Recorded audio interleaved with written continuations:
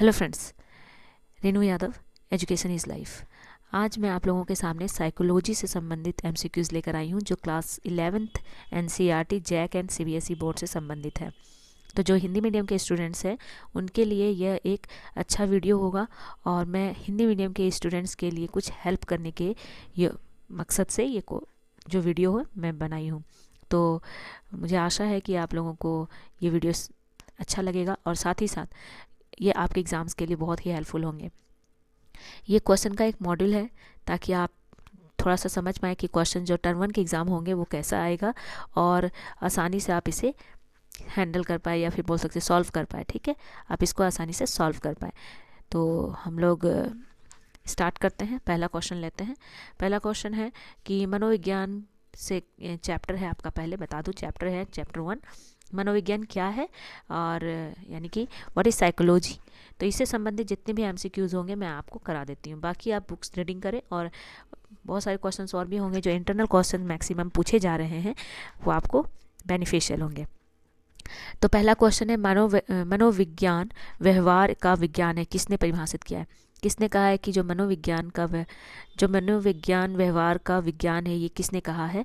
तो फ्रेंड्स इसका जो आंसर होगा मैं आपको बता दूं, ऑप्शन नंबर 2 वॉटसन ने कहा था। किसने कहा था? वॉटसन ने। स्किनर, पेवलव और उनने नहीं कहा था। नेक्स्ट है क्वेश्चन नंबर 2, मनोविज्ञान को विज्ञान का दर्जा कब प्राप्त हुआ? मनोविज्ञान को विज्ञान का दर्जा कब प्राप्त हुआ है? तो देखिए यहाँ पर 4 ऑप्शन दिए गए, मैं इसका आंसर बता देती हूँ ताकि आप लोग के लिए इजी रहेगा। आंसर होगा आपका 1879। 1879 में मनोविज्ञान को विज्ञान का दर्जा प्राप्त हो गया था। मनोविज्ञान को विज्ञान का दर्जा प्राप्त हो गया था। नेक्स्ट है क्वेश्चन नंबर 3, मनोविज्ञान की प्रथम प्रयोगशाला किसने स्थापित किया था? मनोविज्ञान की प्रथम प्रयोगशाला किसने स्थापित किया था? तो इसका 4 ऑप्शंस दिया गया है, टिचनर, कोहलर, वाटसन और उंट। तो देखिए ये जो मनोविज्ञान की प्रथम प्रयोगशाला है ना, इसको उंट ने स्थापित किया था, उंट ने। नेक्स्ट क्वेश्चन देखिए, ये क्वेश्चन ना मैं आपको बता दूं कि C TET, UP TET, S TET, ये जितने भी स्टेट लेवल के टेस्ट होते हैं या सेंट्रल लेवल के टेट होते हैं, इस बहुत ही इंपॉर्टेंट है और मैक्सिमम क्वेश्चन जो साइकोलॉजी से रिलेटेड होंगे वो आप क्लास 11-12 की भी बुक पढ़ लें तो आराम से आप सीटेट क्वालिफाई कर सकते हैं। और आप ऐसे बहुत सारे ऐसे चैनल्स हैं जिसमें आप साइकोलॉजी के क्लासेस देख सकते हैं। जैसे मैं आपको बता, जैसे अध्ययन मंत्रा हो गए, लेट्स लर्न हो गए, आप उसको फॉलो कर सकते हैं दोस्तों अगर आपको सीटेट जेटेट की तैयारी करनी है अच्छे से तो। ठीक है, ये सारे चैनल्स हैं जो बहुत अच्छे से जेटेट सीटेट की तैयारी कराते हैं। चलिए मैं आपको बता दूं कि क्वेश्चन नंबर 4, आधुनिक मनोविज्ञान की पहली प्रयोगशाला कहाँ स्थापित की गई है? देखिए इसका जो आंसर होगा, जो आधुनिक मनोविज्ञान की प्रयोगशाला जो है कहाँ स्थापित की गई है? लिपजिग में याद रखिएगा, लिपजिग में की गई है। ये होगा ऑप्शन नंबर 2 इसका आंसर, लिपजिग। अब ये बताइए, आप लोग बुक पढ़िए और उसमें दिया हुआ है कि किस लिपजिग कहाँ है। ठीक है, तो लिपजिग कहाँ है ये आपको बताना है। ठीक है, चलिए नेक्स्ट है 5, क्वेश्चन नंबर 5, इंडियन साइकोएनालिटिक संघ की स्थापना कब हुई?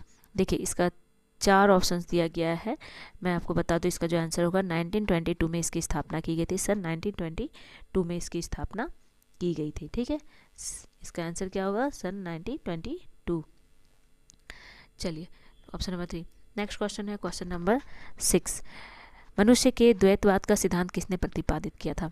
मनुष्य के द्वैतवाद का सिद्धांत किसने प्रतिपादित किया था? तो इसका आंसर होगा डेकार्ट ने किया था, डेकार्ट ने। नेक्स्ट क्वेश्चन, क्वेश्चन नंबर 7, दर्शन शास्त्र, समाज शास्त्र, मानव विज्ञान यह किस विज्ञान से संबंधित है? देखिए दर्शन शास्त्र, समाज शास्त्र और मानव विज्ञान, ठीक है, ये तीनों जो विज्ञान है किससे संबंधित है? मनोविज्ञान से संबंधित है, साइकोलॉजी से। नेक्स्ट क्वेश्चन नंबर 8, भारत में मनोविज्ञान की पहली प्रयोगशाला कहाँ खुली है? भारत में तो पहली मनोविज्ञान की पहली प्रयोगशाला कहाँ खुली है? जो कलकत्ता में खुली है। Next question number 9, question number 9 है मनोविज्ञान की विषय वस्तु क्या है? देखिए मनोविज्ञान की जो विषय वस्तु है, यहाँ आंसर होगा आपका ऑप्शन नंबर 1, अनुभूति और व्यवहार। तो आप लोग साइकोलॉजी में क्या पढ़ते हो? अनुभूति और व्यवहार के बारे में पढ़ते हो, बिहेवियर के बारे में पढ़ते हो। चलिए क्वेश्चन नंबर 10, मनोविज्ञान का मुख्य क्षेत्र कौन सा है? कहना, बोलना, सीखना या समझना? तो आंसर है आपका सीखना। क्वेश्चन नंबर 11, मनोविज्ञान किस प्रकार का विज्ञान है? देखिए मनोविज्ञान जो है ना एक समर्थक विज्ञान है, याद रखिएगा समर्थक विज्ञान है। चलिए नेक्स्ट क्वेश्चन नंबर 12, मानसिक मापन के क्षेत्र में किसका कार्य प्रमुख है? मानसिक मापन में किसका कार्य प्रमुख है? तो देखिए इसका जो आंसर होगा वो होगा गाल्टन। किसका है? गाल्टन का है।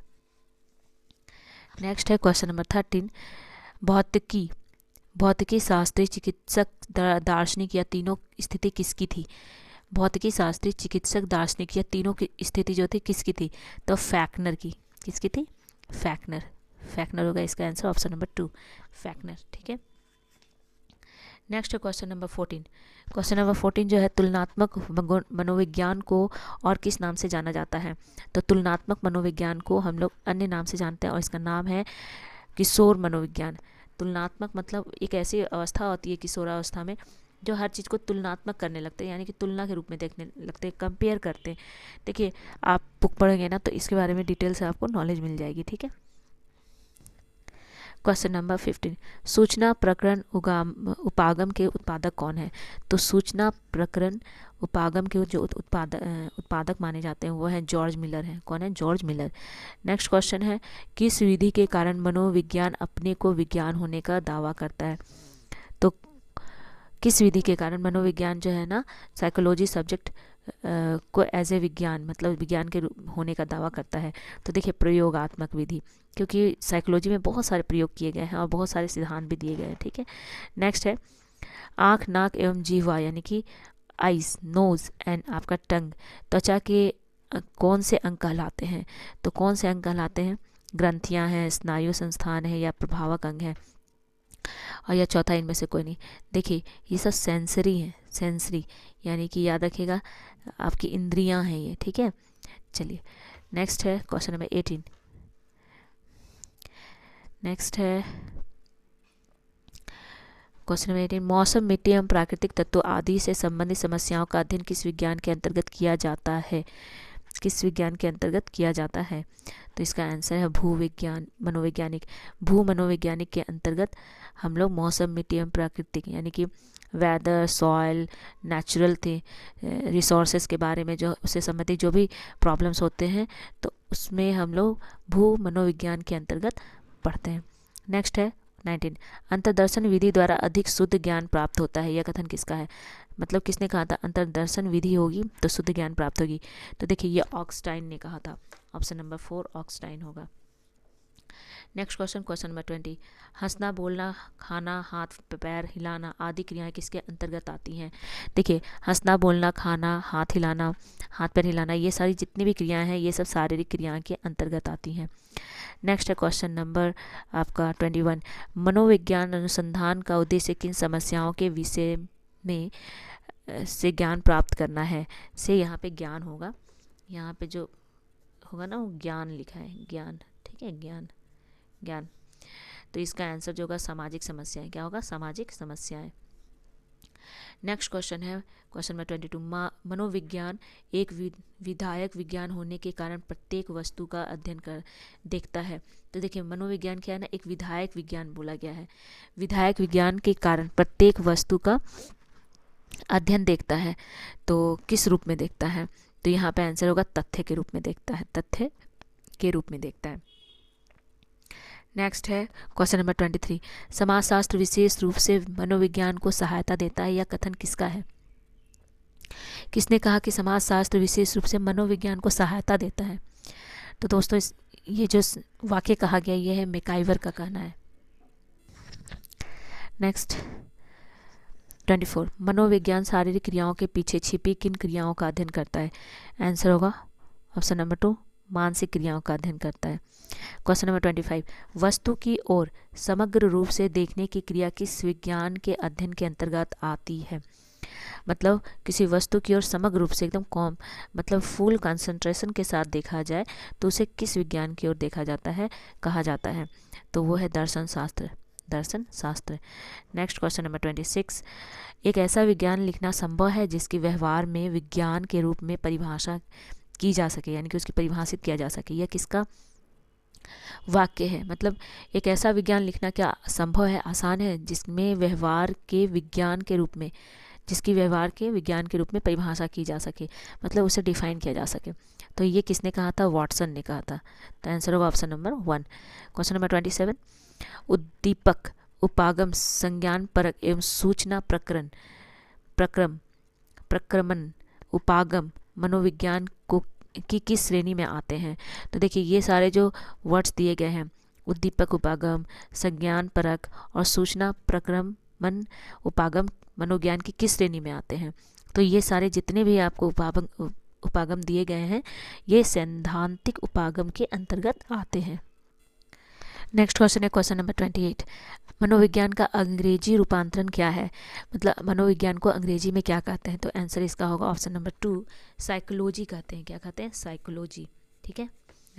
मनोविज्ञान साइक तथा लोगोस दो शब्दों से मिलकर बना है, जिसका अर्थ क्या है? यानी कि मनोविज्ञान जो साइक और लोगोस से बन के बना है, दोनों का क्या अर्थ है? तो मैं इसका आंसर आपको बताती हूँ। इसका जो आंसर है, मनोविज्ञान आत्मा का विज्ञान है। मनोविज्ञान आत्मा का विज्ञान है। ये हो गए टोटल आपके 29 क्वेश्चंस MCQs लेसन 1 से।